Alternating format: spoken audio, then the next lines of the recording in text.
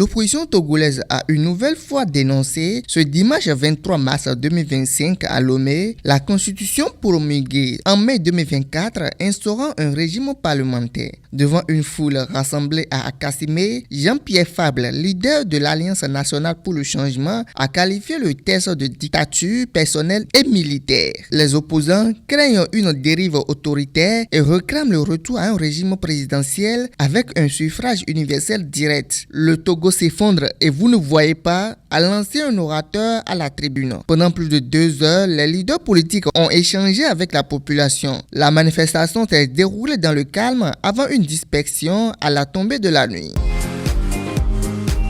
Le président du Conseil national pour la sauvegarde de la patrie, le général de brigade Abdourahmane Tiani, est investi ce mercredi 26 mars 2025, nouveau président de la République du Niger pour un mandat de 5 ans renouvelable. L'investiture a eu lieu au cours d'une cérémonie organisée au Centre international de conférence Mahatma Gandhi de Niamey. Peu avant son investiture, Abdourahmane Tiani a promulgué la nouvelle charte de la refondation qui fixe la durée de la transition à 5 ans renouvelable en fonction de l'évolution de la situation sécuritaire et de l'agenda de la Confédération de l'Alliance des États du Sahel. En plus de son investiture, Abdourahmane Tiani a été promu au grade de général d'armée, le plus haut grade de l'armée nigérienne. Dans son discours, le nouveau président de la République a indiqué que le Niger entame un nouveau départ dans l'affirmation de sa souveraineté, invitant tous les Nigériens à s'unir pour faire face à l'adversité violente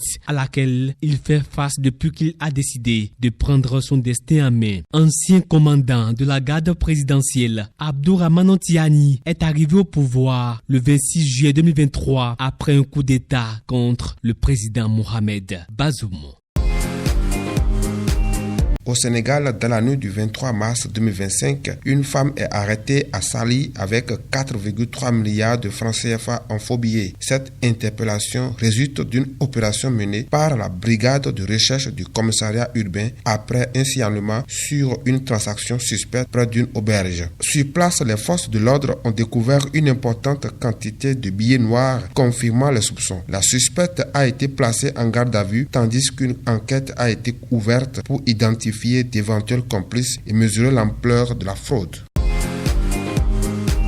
Le Fonds monétaire international FMI a révélé qu'environ 7 milliards de dollars de dettes ont été cachés par l'administration Macky Sall entre 2019 et 2024. Cette révélation confirme les conclusions de la Cour des comptes qui, dans un rapport publié en février 2025, dénonçait une sous-évaluation de la dette et des lacunes dans la gestion des finances publiques. Le FMI insiste sur la nécessité de comprendre les mécanismes ayant permis cette dissimulation et d'adopter des mesures correctives pour éviter qu'un tel scénario ne se reproduise. Parmi les recommandations figurent la centralisation des entités en charge de la gestion de la dette et l'instauration d'un compte unique pour le trésor public. Dans les semaines à venir, l'institution devra trancher, accorder une dérogation au Sénégal ou exiger le remboursement des prêts déjà accordés avant d'envisager un nouveau programme d'aide. Cette décision sera déterminante pour la stabilité économique du pays, déjà confronté à des défis budgétaires majeurs.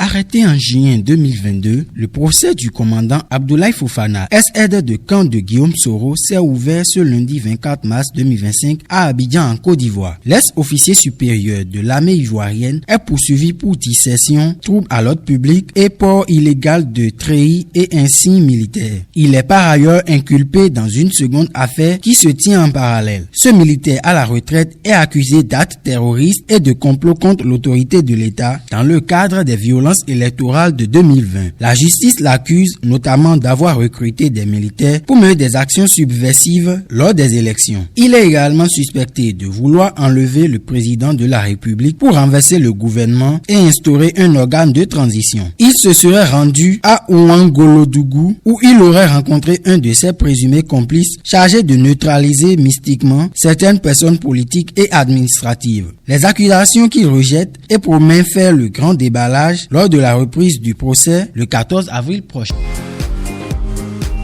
Les Français sont la bienvenue ici. Les Russes, peut-être demain s'ils veulent venir, seront peut-être aussi la bienvenue. Je vous ai dit, je suis inclusif, je ne chasse personne. Les Chinois sont la bienvenue ici, ils font des affaires ici. Toutes les communautés sont la bienvenue ici. Donc je ne fais pas de distinction. Pour ce qui est de la base française, nous avons mis en place une commission mixte entre la France et le Gabon pour essayer de trouver des meilleurs accords. Et on est parvenu à ce que le camp de Gaulle ne soit plus appelé camp de Gaulle. Nous allons trouver un nom gabonais pour rebaptiser le camp de Gaulle. Peut-être un général, pourquoi pas Boulingui, ils sont plusieurs. Et nous sommes tombés d'accord sur la réduction des effectifs. Nous allons quitter les 300 effectifs fantassins pour 150 effectifs instructeurs, partagés entre la moitié des Français et l'autre moitié des Gabonais. Le camp ne sera plus un poste opérationnel avancé, mais un pool de formation sous-régionale. À l'intérieur, il y aura 2 écoles, l'école d'administration et l'école de protection de l'environnement. Je pense que c'est le meilleur équilibre. Il n'y aura plus des blindés, des chars français ici à Libreville, mais il y aura des instructeurs. C'est le meilleur équilibre que nous avons trouvé ensemble. Nous ne sommes pas dans la rupture. Aucun pays au monde n'essaie de développer seul.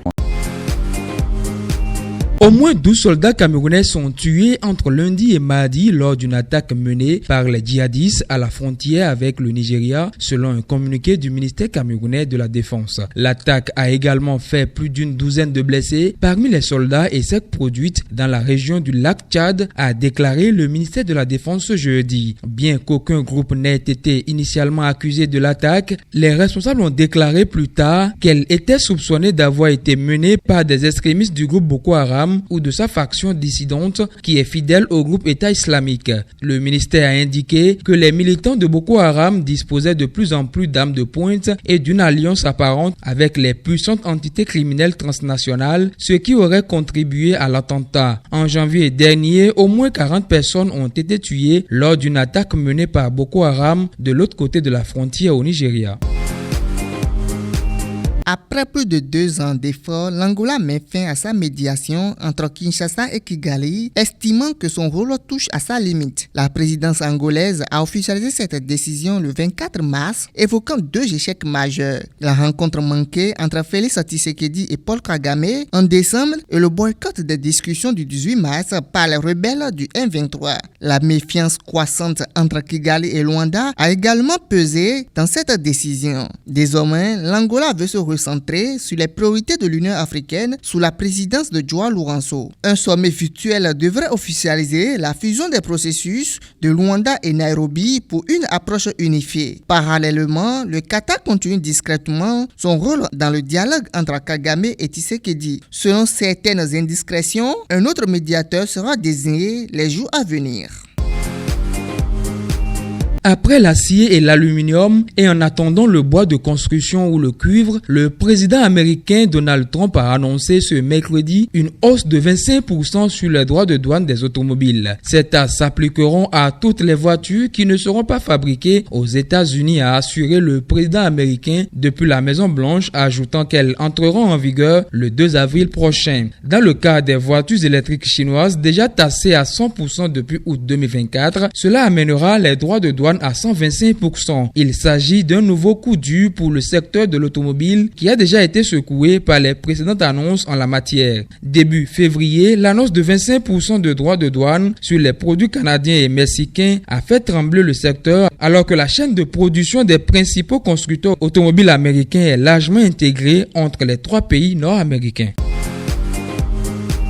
Le ministre de la Santé américain Robert Kennedy Jr. a annoncé une restructuration majeure de son ministère entraînant le licenciement de 10 000 employés et la suppression de 10 000 autres postes via des départs volontaires et des retraites anticipées. Cette réforme réduisant les effectifs de 82 000 à 62 000 employés survient alors que les États-Unis font face à une résurgence de la rougeole avec plus de 380 cas et 2 décès. Critiqué pour sa gestion de cette crise, Robert Kennedy Jr. défend une réforme visant à réduire la bureaucratie et recentrer le ministère sur la lutte contre les maladies chroniques. La réorganisation prévoit également la réduction du nombre de départements et d'antennes régionales. Cette politique s'inscrit dans la continuité des mesures prises par Donald Trump pour réduire l'administration fédérale malgré de nombreuses contestations.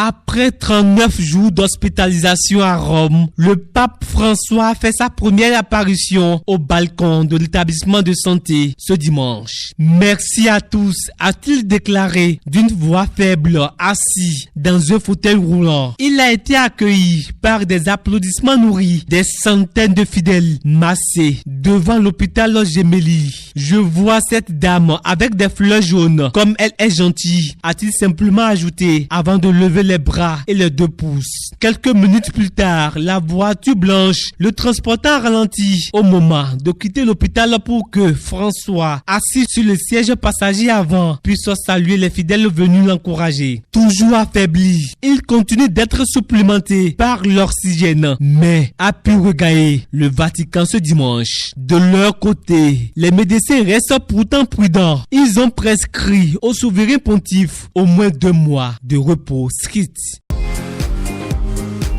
L'ancien président de la FIFA, Sepp Blatter, et l'ancien dirigeant de l'UEFA, Michel Platini, ont été acquittés ce mardi en appel. Ils étaient accusés de fraude, de falsification et de détournement de plus de 2 millions de dollars américains de fonds de la FIFA en 2011. C'est un grand soulagement pour moi parce que ça faisait 10 ans que ça durait. C'était une épée de Damoclès au-dessus de ma tête, toujours accusé de quelque chose. Maintenant, c'est fini. Je peux respirer. Je suis très heureux pour cela, mais aussi pour ma famille, mes amis et pour tout le travail que j'ai fait à la FIFA. Et pour tous les joueurs qui m'ont soutenu et qui continuent de me soutenir, a déclaré Sepp Blatter. Michel Platini aussi ne boude pas de son plaisir. Je suis soulagé et j'ai dit que la persécution de la FIFA et de certains procureurs fédéraux suisses qui a duré 10 ans est maintenant complètement terminée. Je suis soulagé, j'ai retrouvé mon honneur. Je vais être en paix maintenant, a affirmé l'ex-patron de l'UEFA.